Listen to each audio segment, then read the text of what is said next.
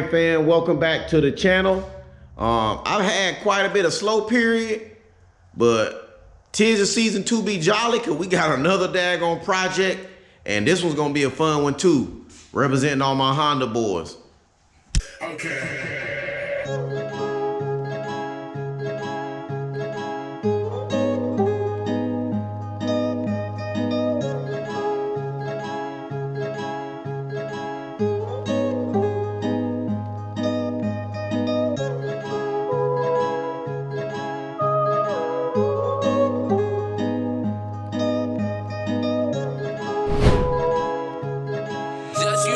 Gas on.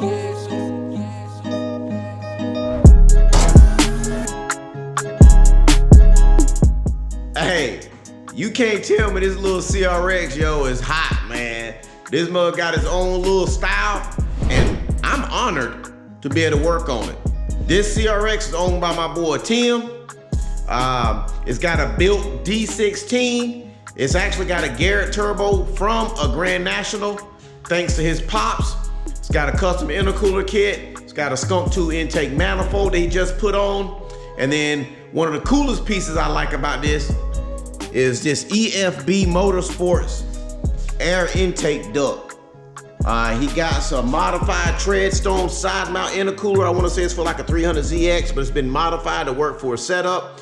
Even though it looks small, it's capable of about 400 horsepower, which he don't plan on making too much more than that. Another piece that I like is check out this catch can setup. It basically replaces the oil cap for the valve cover, 2 lines going over here to this catch can, and then he has a secondary Moroso catch can that runs to a port on the back of the block. So what my boy Tim wants us to do over here at Speedaddixxgarage, we're gonna make a up pipe, meaning the downpipe coming up instead of going down. The screamer pipe is gonna do the same thing, probably put them both side by side. We gotta make a throttle bracket for his throttle cable, since he does have a new Pro Series Skunk 2 intake plenum. Unfortunately, we're gonna have to cut up this somewhat pretty hood. I'm thinking about running both up pipes maybe here, but more than likely it's gonna be in this general area. We may have to cut into this mesh, or we may not, but when we get to that point, we'll figure it out. First thing on the agenda is the throttle cable bracket. Should be pretty easy.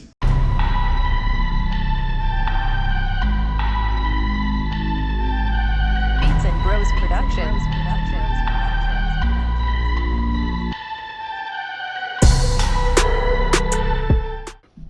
Yeah, check out that daggone custom fabricated over-engineered throttle bracket. I mean, it's got like a little bit of an angle to it, but that junk worked. And I got enough slack in it where it's gonna get the daggone job done. Wow!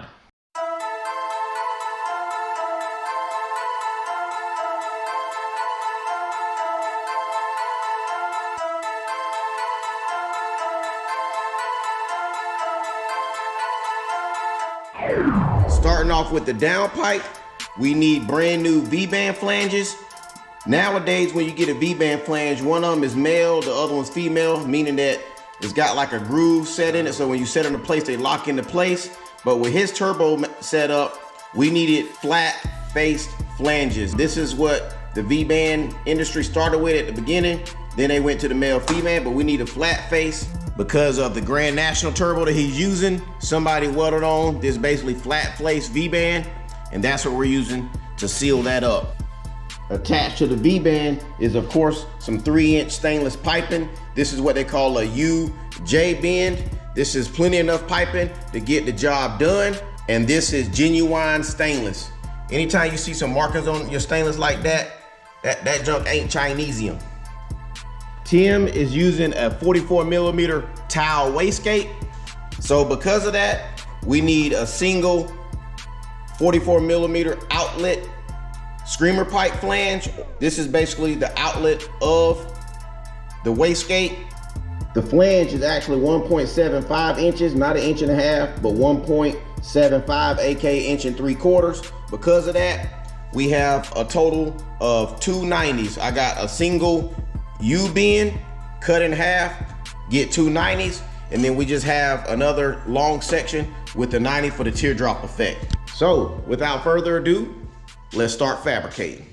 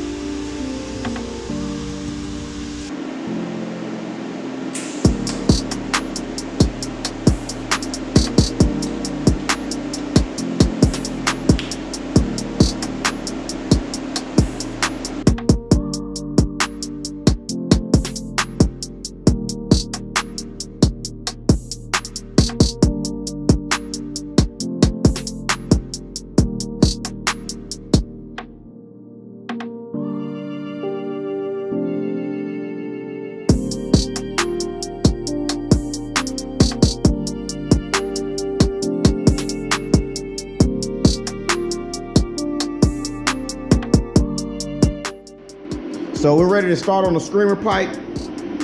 I guess my boy lost the bolt. This really probably don't matter to a lot of people. People probably overlook it. But when you use another bolt, check out that gap in between it. There's a gap because this bolt is flanged. So what I'm gonna do is I'm gonna put it in my drill and I'm gonna spin it while running it across either the belt sander or my grinder. And basically all I'm gonna do is knock that lip off.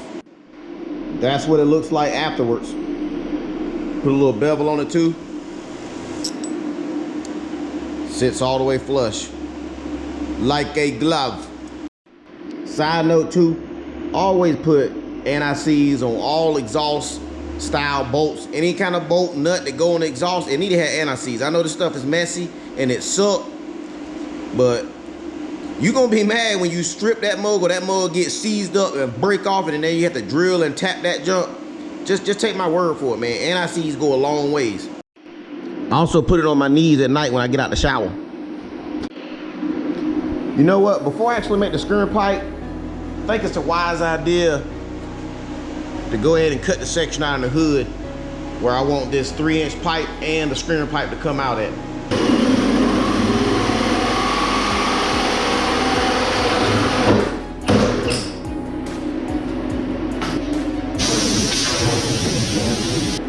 Let's go ahead and make the teardrop real quick, and then that way we can know exactly that the downpipe fits perfect.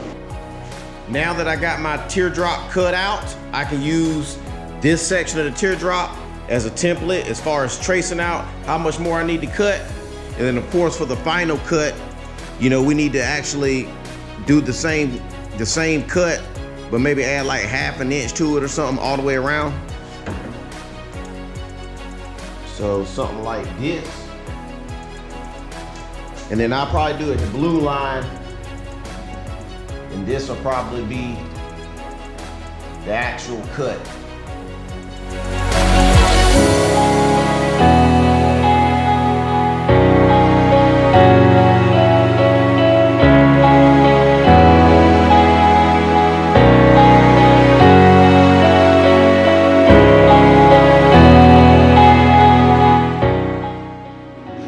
I don't think this is gonna work.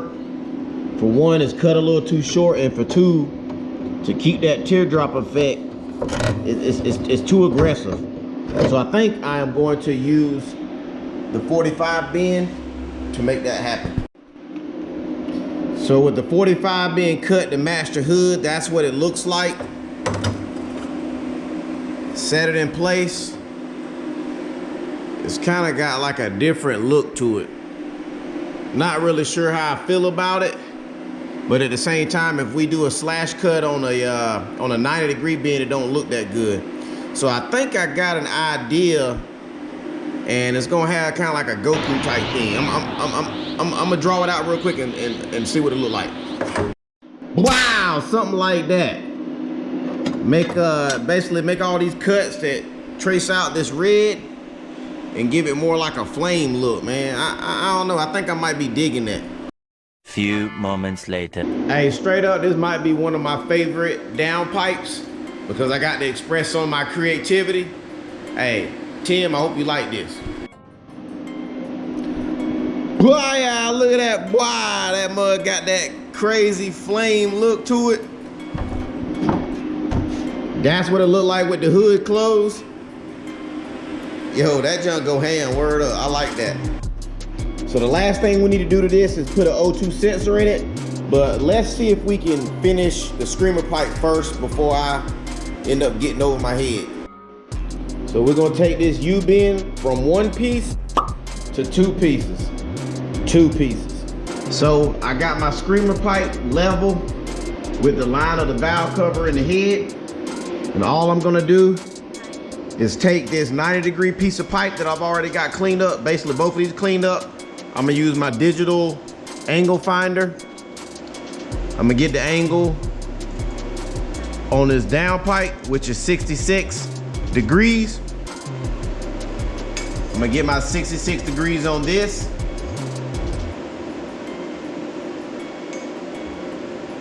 Tack it up.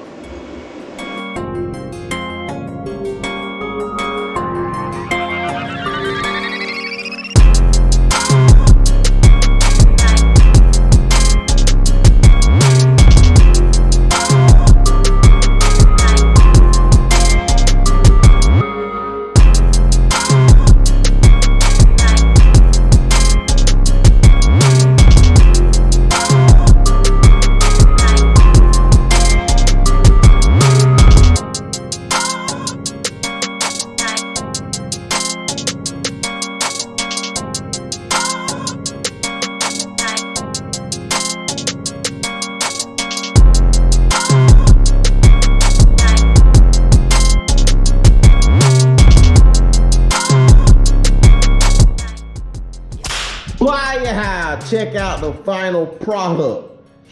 Yo, that junk go ham for real. That mug looks so daggone tasteful.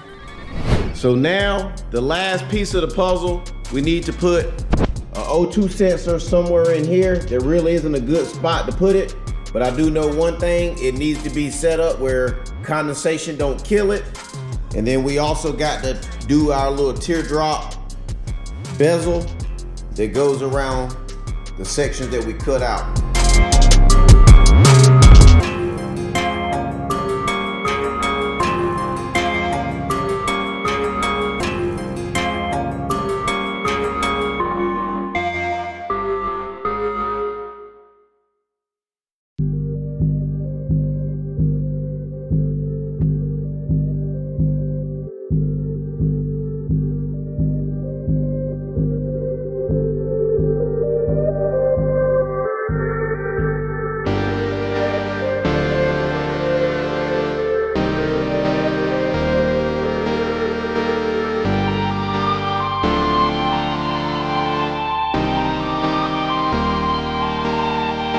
So I'm done with the ring that goes on the hood, and then I added one extra little piece of Speedaddixx sauce to Tim's up pipe and screamer pipe build. Let me show it to you. Wow, check out that daggone ring, boy. And I told you I got one other ingredient to this recipe. And remember, I can't cook. Look at that. That junk looks so freaking tasteful, dude. Comment below what you think.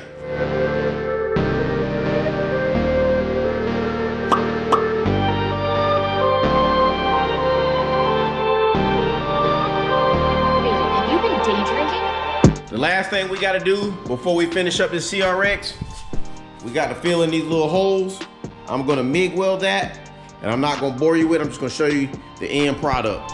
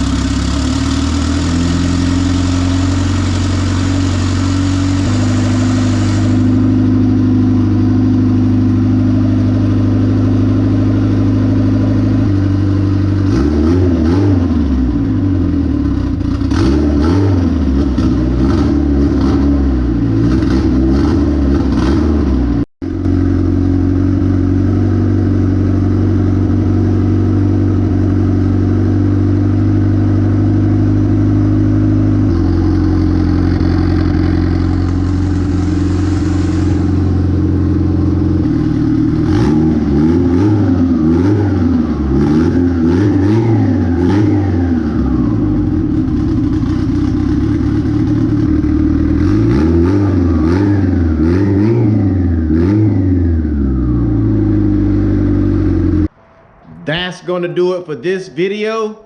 End result came out better than I expected. So if you want anything done like this, hit me up. I have all my contact information below. Also check out what I do throughout the week on social media. And the next time, I love you. See you on the next episode.